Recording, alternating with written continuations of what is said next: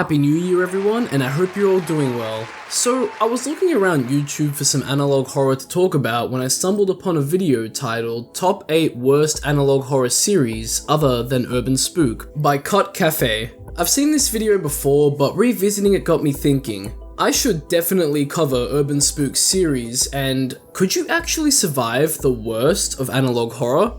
After all, Cut Cafe highlights 8 pieces of analog horror in his video along with some of his opinions, so there's a lot to analyze and consider because it's all quite interesting. However, we won't do the usual least to most powerful entity ranking at the end of the video, and that's just because it's going to be me putting things you could survive against as the least and things you couldn't at the most. So if you end up enjoying this video, why not consider subscribing so you don't miss out on more of these. Check out my second channel, Soda Jump, where a friend and I get goofy playing video games and doing some IRL things linked in the description. And of course, I'll have the links to what I discuss in the description for you to check out if they spark your interest. If they're not deleted, that is. Also, it should be obvious, but don't go sending any hate to the creators and their works highlighted in this video. That includes Cut Cafe and his video. And I feel like it's worth pointing out, but some of these videos were made by kids, so let's not go crazy here.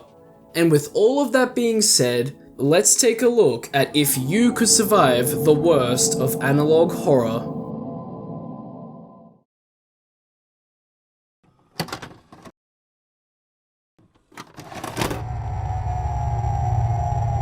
So first up, we should take a look at what was covered first in Cut Cafe's video and go from there. I think that order makes sense to me, and that means we're looking at Super Mario 64 1997 Trilogy.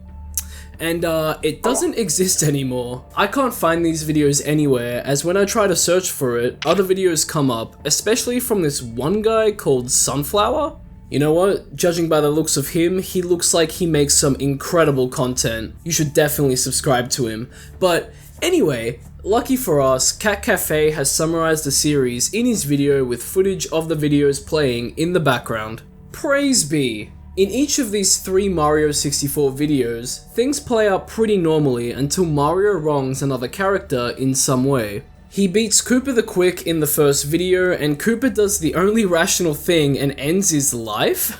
Mario takes the penguin mom's baby off of a cliff and she gets pretty angry about it, and in the third video, Mario beats Bowser in the Dark World and Bowser screams like crazy. The biggest criticism of this series is that it goes nowhere and the build-ups to the disturbing parts of them are pretty weak. From the small amount I've seen and heard be described, I'd believe that, especially since the scares are so quick and most of them are at the end of the video. In my opinion, the second video with the penguins seems to be the best one in terms of pacing, scares, and build-up. Hey, they could have been better, and you know, I'm just gonna take a swing here and say a child probably, most likely, definitely made this. It just has that look and feel to it, you know what I mean? It's hard to describe, but you just know when you're seeing a video that was made by a kid or a young teen. You'd be able to definitely tell if they were in the video, but that's not the case here. Either way, I think you could definitely survive these situations here. Not only because it's a video game and you could simply just turn it off and that's that, but because we can get more creative here. We could put ourselves in the shoes of Mario, and it's obvious that we would win. But what if we were Mario's victims? In Koopa the Quick situation, if you lose a race, it's best to take it in grace. Obviously, right? Use it as a learning experience and build yourself up to be better than you were previously. Koopa's reaction to losing was, to say it lightly, very extreme and unwarranted. If we were Mother Penguin, we would just need to take better care of our child before anything bad happens to them and sends us into a maternal rage. How hard is it to keep track of a baby penguin in a place like this? Every time we enter Cool Mountain, the baby is missing, and then there's just another baby penguin with no mother. Whatever, man. Anyway, if you were Bowser, it's obvious, right? You wouldn't beat Mario. Mario always beats Bowser when they properly fight each other.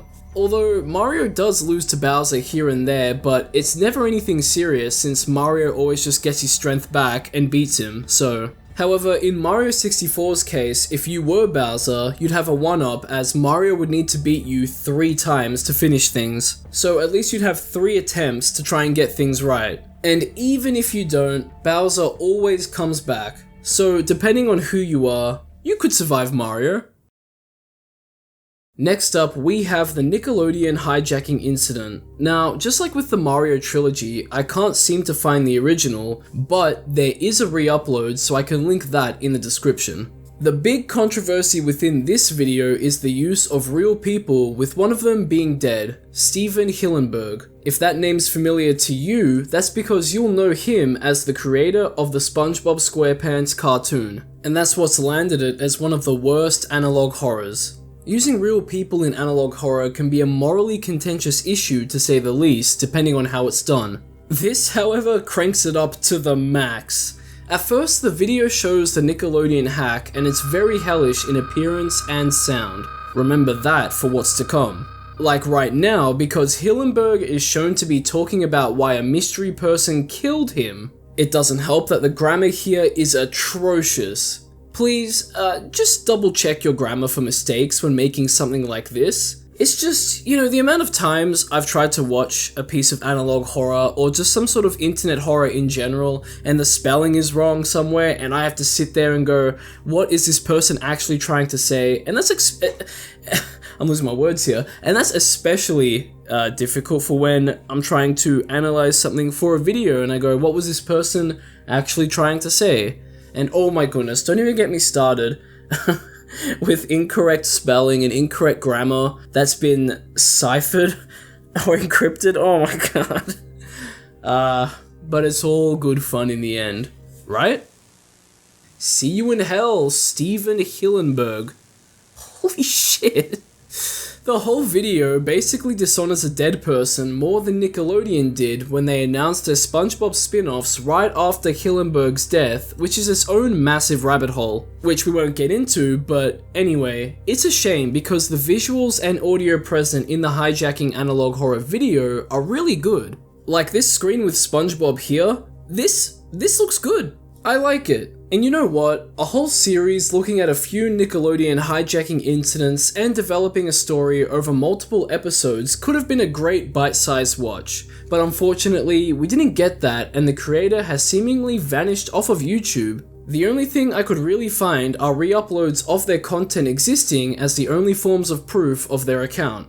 If you're curious as to who the creator was, their channel name is mentioned in the description of the Nickelodeon Hijack re-upload by AffexTwinFan926. So with that being said, could you survive the Nickelodeon hijacking incident? Well, considering that it's just an illegal hijacking of a TV station, but it does seem to be a bit of a haunted one if we're to believe that Hillenburg was talking about his death through the hijacking. You would have seen it on screen, but in case you didn't, in the story, emphasis on in the story, Hillenburg's wife is the one that killed him. That is some crazy writing. But yeah. But it's safe to say that you're more than likely never to cross this person, thereby meaning that you'd survive. The next series highlighted by Cut Cafe is The Bat by Oblivion. If you've watched a few of my videos on my channel before, you'll know that I've actually covered the Bat in my more analog horror entities you definitely wouldn't survive against video. And as the title suggests, I don't think you'd survive the Bat. He's a messed up and more ruthless version of the Bruce Wayne we all know. That's because in this universe, the Joker actually killed Bruce's parents instead of the mugger, Joe Chill, and Bruce's family butler, Alfred, passed away soon after. So, with no one to guide Bruce, he went crazy. DC Comics has explored different types of Batman from other universes, so this isn't anything out of the ordinary for DC fans, and I like the origin story here. However, the issue here that lands the Bat as one of the worst analog horrors is that it's just not all that scary and was overhyped. Personally, I don't think it's one of the worst. It can make you feel uneasy, and it's simple to get clicks and overhype a piece of analog horror if there's a PNG that can be spammed in video thumbnails, and the Bat incident and the rest of the canon series certainly has that. I've even used it in a video thumbnail, and it's also just a piece of Batman media. People love Batman, so the popularity only makes sense. I will say that the fear of a deranged and fallen hero enacting his own twisted version of justice is a scary thought too. After all, no one's really been able to stop him, and he's even corrupting and killing other DC characters and Gotham City citizens. That all sounds scary, but it doesn't come out like it should in the videos. However, the visuals and audio can really pop within them. For example, the close-ups of characters and the sounds that play. Some can be scary, but some can be not so scary. The quote-unquote outdated video with the bat incident really sticks out to me, and that's because of the bat's face. Its frantic movements and the loud blaring that's heard makes things quite unsettling and, dare I say, a little scary. It kind of taps into your fight or flight response, or at least it did for me upon first viewing. And no, I wasn't just wigging out and freaking out in my chair, but I definitely was uneased.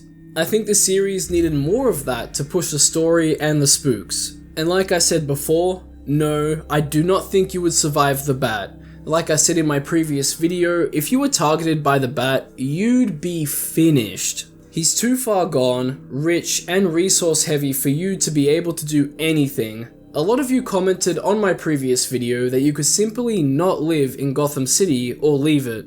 True, but what's stopping the Bat from going outside of Gotham? Sure, he stays in Gotham to protect it, but he's not completely restricted to it. You're done if he targets you. He has combat skills, resources, and gadgets. That makes him far more dangerous to everyone than you could be to him. Sticking to the topic of superheroes, we have another video made by Oblivion called Justice League Cartoon 1963 Superman Analog Horror. You don't need to know a whole lot about superheroes to know who Superman is and to know that he's extremely powerful, more so than Batman. And that's who the focus of this video is on. You can tell because of the title of the video and because Superman's eyes are censored. I feel like it's supposed to be ominous, scary, and allude to things not being quite right.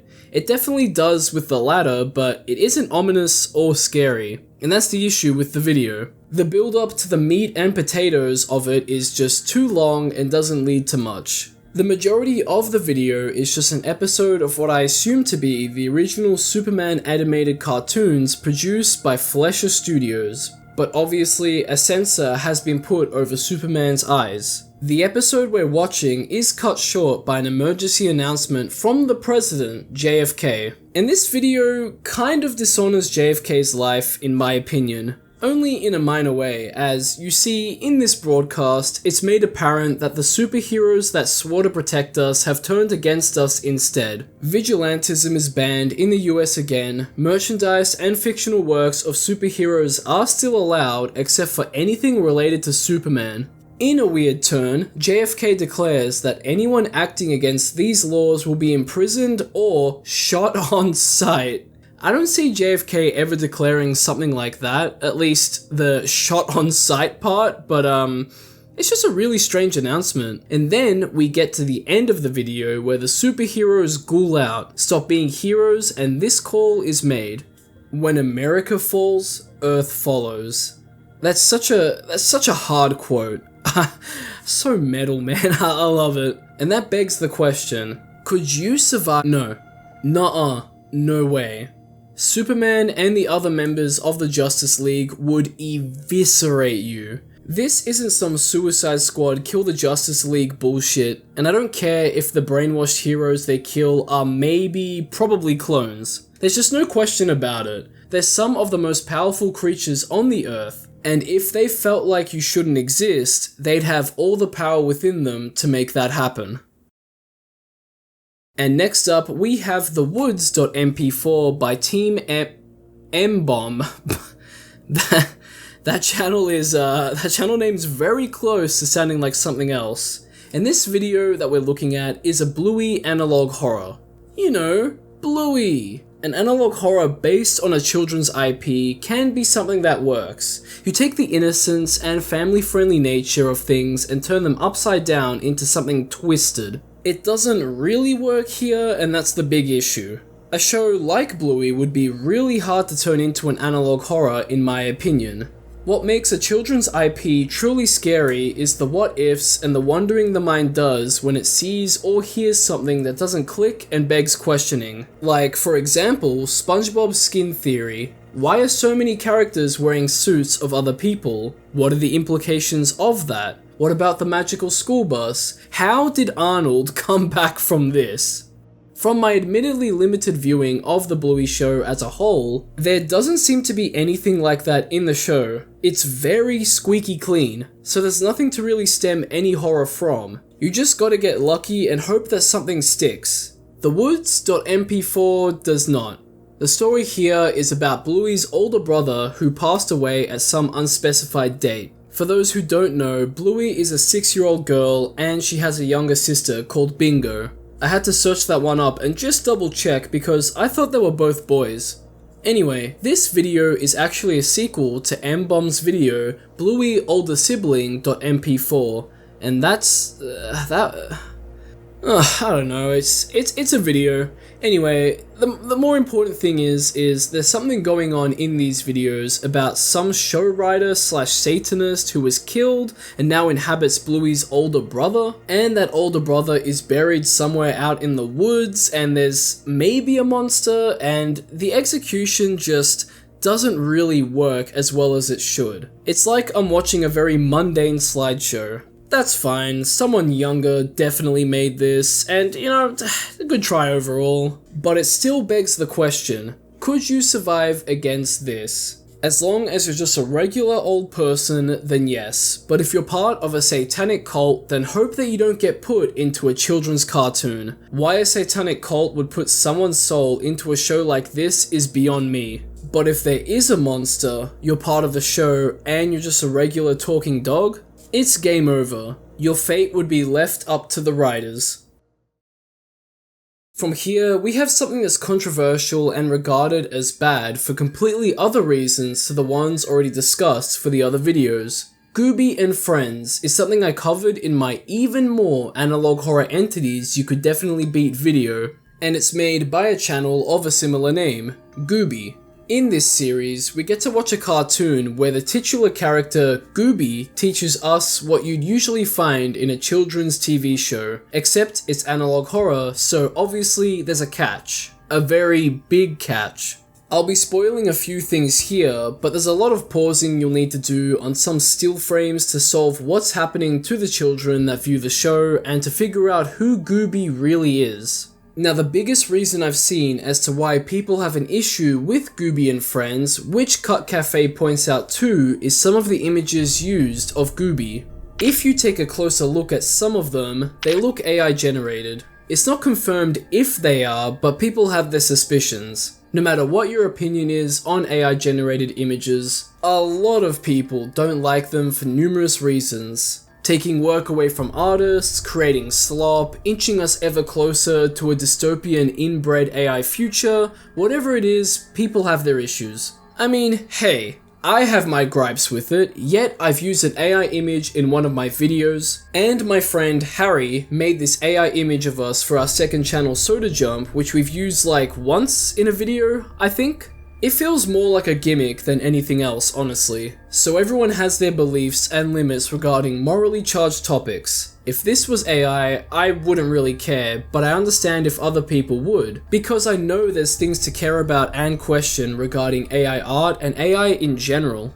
Cut Cafe also brought up the previously mentioned still frames and how he didn't like it. I for one enjoy that kind of viewing experience, and it's pretty unique to the YouTube and video platform. I like to sift through footage to see if I've missed something when watching videos like these. They're perfect for it, and I used to do it a lot when I used to first make analog horror explainer videos. Regardless, I can understand if that's not your cup of tea. Some people just don't want to do things like that to figure out the plot for a series, or they don't want that as part of their viewing experience. Even so, I don't think that any of these are reason enough to label GUBY and Friends as the worst of analog horror. The 3D animations, visuals, and audio are incredibly made, and I enjoy the way the story is portrayed and its direction.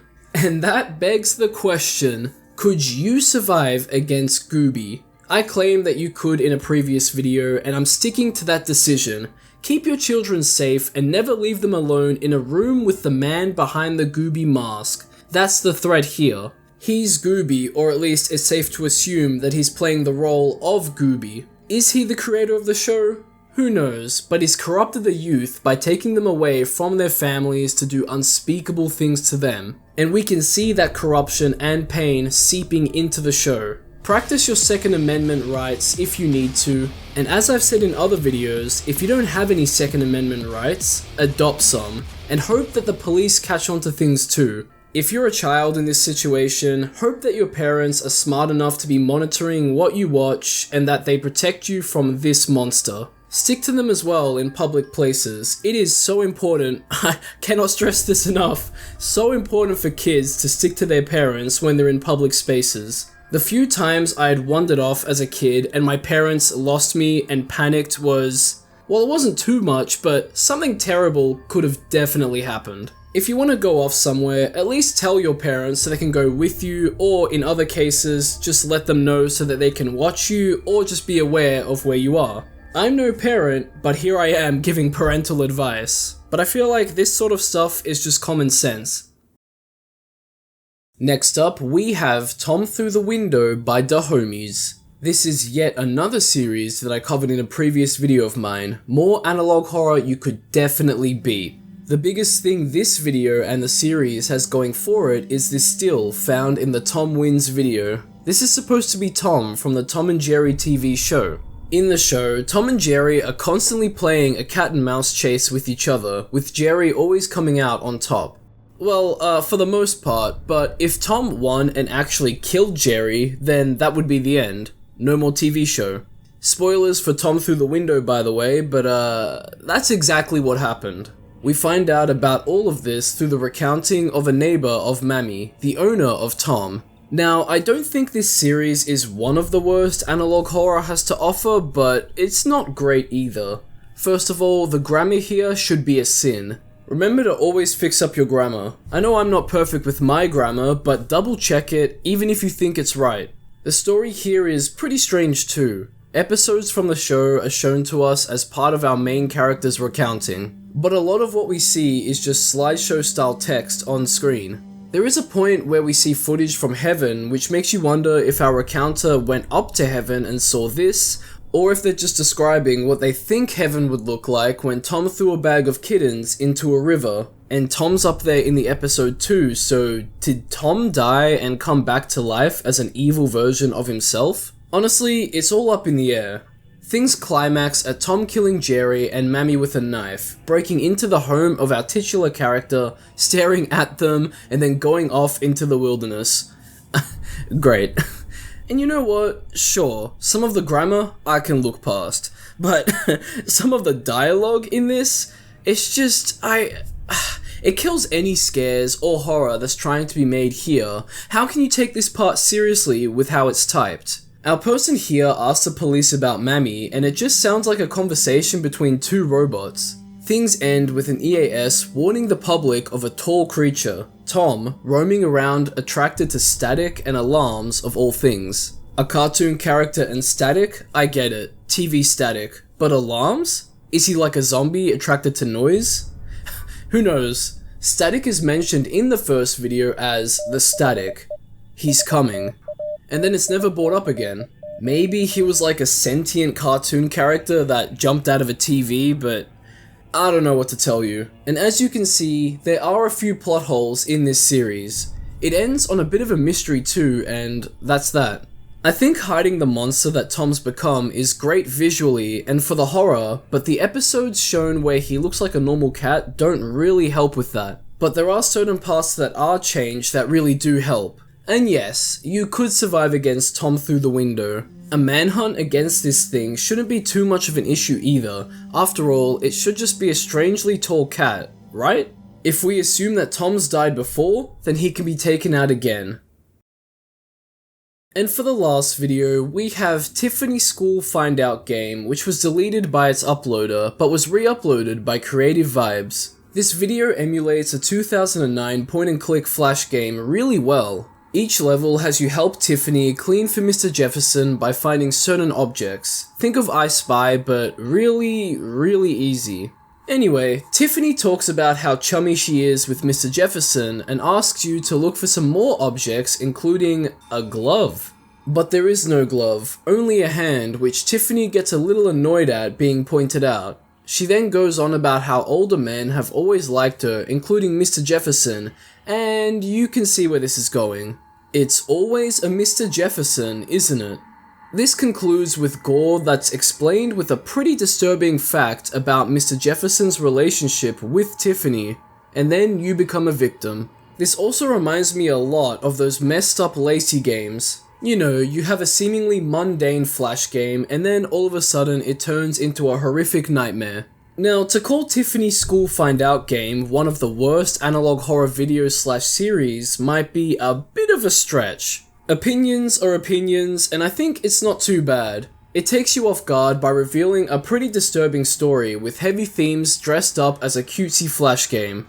I do also want to point out the back and forth Tiffany does regarding Mr. Jefferson. She has some pretty positive things to say about him and also reveals some dark and disturbing secrets about him. I think that's a very good and easy way to display someone's influence over another person. I do wish it was done with a bit more bridging, is that the word? You know, with a little more build up to it rather than it be so abrupt. And so, could you survive this game? If you were Tiffany, you'd have a very cruel existence before your inevitable end. But all Tiffany would really need to do is go to the police and an investigation would begin. If a student reports an abusive teacher to the police, 99.9% of times it's taken very seriously. But unfortunately, Tiffany is under Mr. Jefferson's influence. But you could definitely fix that and survive if you were smart about it. As soon as you see the hand in the closet, aka Mr. Jefferson's pantry, you need to leave ASAP.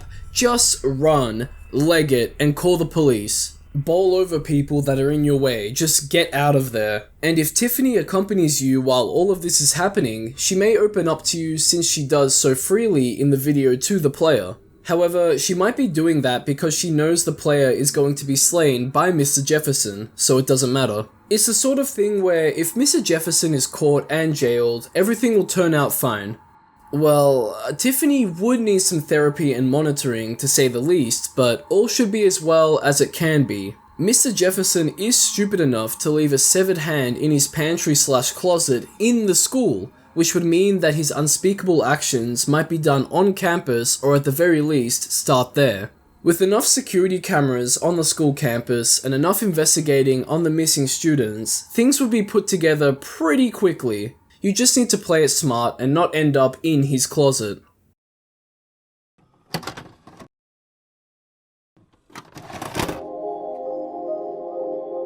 And that brings us to the end of the video. Thanks for watching. Usually I do a rating from least to most powerful, but like I said in the video intro, it really would just be anything you can beat at the bottom and anything you couldn't at the top. And gee, I wonder what would have been at the top. But anyway, expect the least to most powerful ranking to make a return in future videos. Shoutouts again to Cut Cafe and his video. It's pretty interesting to see an individual's and a large group's take on what the worst of a certain topic is. Honestly, I think I'd like to throw my hat into the ring and give my opinions on what I think is the worst analog horror too someday, so let me know if you want to see that, and as always, leave any suggestions you have for videos in the comments section. What are your thoughts on what was discussed? Let everyone know in the comments section too. Like, subscribe, and check out my second channel Soda Jump if you want to see more from me. And as always, we can't forget the shoutouts to my lovely patrons and YouTube members. And a big shout out to the highest tier Patreon members, Joel Matthew Colgrove and La Creatura. Thank you both for your continued contributions, and thank you to everyone else too. You guys are absolute legends. Stay tuned for more content like this. Everything talked about is in the description if you want to further look into them. Again, don't send any hate to the creators of the videos and Cut Cafe, and I'll catch ya in the next one.